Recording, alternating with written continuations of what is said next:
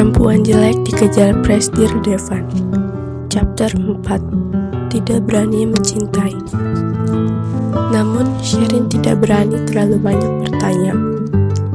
Karena walaupun Simon sudah bisa menerima keberadaannya, tapi hati Simon masih selalu waspada terhadapnya. Mereka bermain beberapa jam di pantai sampai dipanggil Pak Hasan untuk pulang makan. Barulah mereka pulang meski belum puas bermain. Di salah satu pojok hotel itu, di dekat jendela, Gabriel dengan rambut keriting kecoklatan, wajah berseri, mata yang memukau, sedang bersanda gurau dengan mesra bersama Devan yang mengenakan setelan jas warna abu-abu yang terlihat sangat tampan. Dari raut wajah mereka yang ceria itu, sepertinya mereka sedang memperbincangkan sesuatu hal yang gembira. Simon, kenapa keongnya diisi air? Aduh, bajuku, jerit Sherin membuat pandangan mereka yang sedang bermesraan tadi berpindah keluar jendela. Hanya terlihat Sherin yang sedang menundukkan kepala dan kedua tangannya memeras baju di bagian dadanya. Karena memeras terlalu kencang, bajunya pun sedikit tertarik ke atas, membuat perutnya terlihat sedikit. Setelah memeras berkali-kali, ia berhenti dan merapikan bajunya kembali. Bajunya yang basah membuat bagian dadanya terjiplak jelas. Semua laki-laki yang melintas melirik Sherin. Dari pandangan mata mereka terlihat bahwa mereka tergoda. Gabriel menundukkan kepala dan mencicipi kopinya. Tidak disangka pengasuh ini memiliki bodi yang begitu sempurna.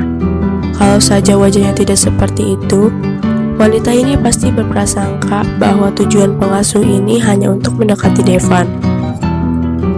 Tanpa disadari, Sherin memandang ke arah Devan dan menemukan bahwa laki-laki ini sudah tidak melihatnya lagi.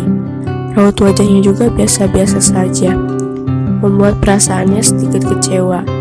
Salah sendiri kenapa berhayal dengan status dan penampilan yang dia miliki. Di luar sana wanita seperti apapun bersedia mendekatinya. Tante, aku tidak menyuruhmu membasahi dirimu sendiri kan? Sindir Simon dengan dingin menjawab jeritan Sherin tadi. Jawaban yang pintar. Simon, kamu berani bilang kalau kamu tidak sengaja? Jawab Sherin yang tahu betul karena anak inilah yang menyuruhnya mendengarkan suara keong, membuatnya membalikan keong itu ke bawah. Kecil-kecil seperti ini sudah jelas seperti ini, yang pasti tidak mirip ibunya. Simon tidak menjawab lagi, mukanya tak berekspresi tapi tertawa di dalam hati. Simon sepertinya menyukai pengasuh ini, ujar Gabriel yang melihat interaksi ibu dan anak itu, dan mengambil sendok kecil mengaduk-aduk kopinya. Anak ini tidak pernah seperti itu saat berinteraksi dengan dirinya. Walaupun dia sudah berusaha keras, memikirkan ini membuatnya merasa sangat terpukul. Anak itu dan pengasuhnya naik melalui elevator di pojok lainnya, maka mereka juga tidak memperhatikan Devan dan Gabriel. Devan tidak menjawab perkataan Gabriel. Ia berdiri dan mengambil jaket dari kursi lalu menggantungkannya ke pundak Gabriel, kemudian berkata, "Yuk pergi makan, seharusnya kamu juga sudah lapar." Di dalam kamar, Sherin mengganti baju Simon, kemudian dia sendiri pergi ke kamar mandi untuk mengganti baju, sekalian membersihkan dirinya sebentar. Saat Sherin keluar dari kamar mandi, Simon sedang memegang handphone Sherin dan sepertinya mengetik sesuatu.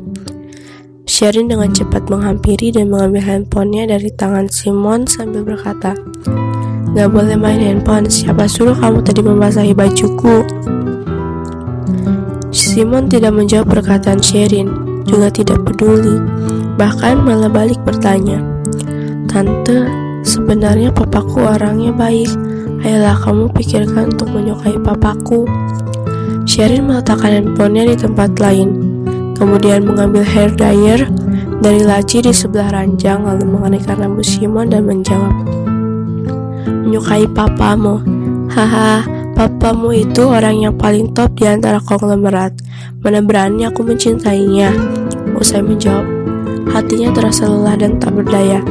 Mungkinkah ada percintaan di dalam hidupnya? Ia meletakkan hair dryer, memeluk Simon dan berkata, "Seterusnya, kamu jadi anak tante ya, mau tidak?"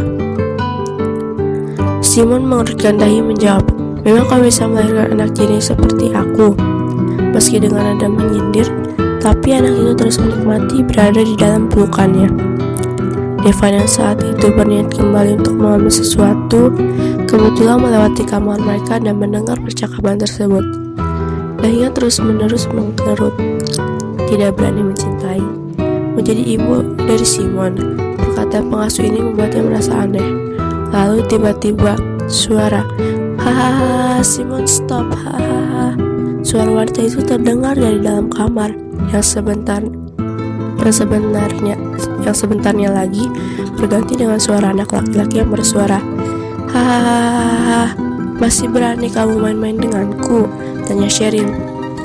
Enggak, haha, tidak berani lagi, haha," jawab Simon.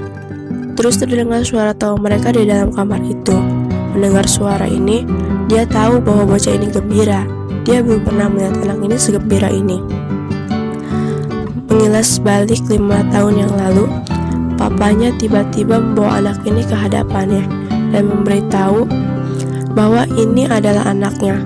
Tapi dia tahu betul dia tidak sembarangan dan tidak mungkin punya anak di luar sana. Namun hasil tes DNA membuat dia terdiam 1000 kata. Yang lebih parah lagi, setelah itu kedua orang tuanya pindah ke luar negeri menikmati masa tua mereka. Bertahun-tahun ini dia mencoba dengan cara apapun untuk mencari jawaban dari kedua orang tuanya. Selain itu, dia sendiri juga berusaha dengan berbagai cara untuk menyelidiki. Tapi yang jelas papanya sudah mengatur dan menutupi semuanya dengan rapat. Jadi, sampai sekarang pun dia masih tidak tahu bagaimana dia bisa mempunyai anak ini. Hal ini membuatnya juga tidak tahu harus bagaimana menjadi seorang ayah di hadapan anak laki-laki itu. Selama ini, Devan tahu anak ini tidak bahagia, tapi dia juga tak berdaya. "Kamu kesini sebentar," perintah Devan ke Dylan yang menelponnya. Devan sangat mempercayai pekerjaan yang ia berikan ke Dylan. Makanya, dia juga tidak bertanya banyak tentang Sherin. "Maksud kamu apa sih, Devan? Dengan susah payah aku berhasil merayu cewek itu ke kamarku. Kamu menelponku. Kalau kamu tidak bergairah juga, jangan mengganggu kesenanganku dong," ujar Dylan sambil menyetel dasi di lehernya. Jelas terlihat bahwa ia tidak senang. Devan sama sekali tidak menghiraukan keluhan Dylan, langsung bertanya, "Ayo ceritakan tentang pengasuh baru itu." Dylan terkejut, "Ada apa ini?" Tapi dia pun segera menjawab, 27 tahun, yatim piatu, belum menikah, tidak mempunyai anak. Belum menikah, mau menjadi pengasuh. Lontar Devan menghentikan perkataan Dylan dan dahinya mengerut. "Aku juga pernah memikirkan pertanyaan ini. Apa jangan-jangan menurutmu benar dia menyukaimu?" "Makanya," jawab Dylan dengan nada yang sengaja menakuti Devan, tapi tiba-tiba sebuah pena melayang mengenai muka kanannya. "Aduh, tolong dong, jangan kamu lukai mukaku. Aku masih harus mengandalkannya untuk mencari istri dan beranak," ujar Dylan. Sebenarnya wajah Dylan juga terbilang tampan, tapi karena selalu berada bersama Devan, ketampanannya pun seolah menjadi redup. "Auramu ini disukai oleh semua golongan, tua maupun muda. Sudahlah, jangan melotot lagi. Sini aku jelasin," lanjut Dylan. Laki-laki ini kemudian mencari posisi duduk yang nyaman dan kembali menjelaskan, Sebenarnya kamu jangan berpikir berlebihan gitu. Aku pernah bertanya ke dia. Katanya ayahnya sudah meninggal saat dia masih kecil. Sewaktu dia tamat sekolah, ibunya divonis mengidap kanker. Demi merawat ibunya, dia tidak melanjutkan pendidikannya ke jenjang universitas. Ibunya meninggal baru-baru ini. Dia tidak ada siapa-siapa lagi. Juga tidak ada keahlian lainnya. Ditambah penampilannya yang biasa saja, tapi dia menyukai anak kecil. Aku lihat dia orangnya jujur. Latar belakang keluarganya juga baik. Makanya baru bisa menerimanya, jelas Dylan dengan serius menyimpan canda guraunya. Selain itu, semua ini juga sudah dicek kebenarannya oleh Devan setelah pengasuh itu bekerja di rumah. Pandangan Devan menyorot kembali ke arah pintu. Mungkin benar dia terlalu gelisah. Oke, kamu tolong terus perhatikan, jawab Devan. 27 tahun, seumuran. Dia pikir pengasuh itu sudah 34 sampai 35 tahun. Melihat Devan yang masih berpikir mendalam, Dylan mengambil wine dan minum. Setelah mencicipi satu teguk, ia lanjut bertanya, "Kenapa kamu menyelidikinya? Apa dia merayumu?" Lalu keluar kata-kata yang lebih mengagetkan lagi dari mulutnya. "Atau kamu ada perasaan ke dia?" Bersambung. Terima kasih telah mendukung channel ini. Mari kita like, komen, dan subscribe untuk selalu mendukung channel ini agar terus berkembang.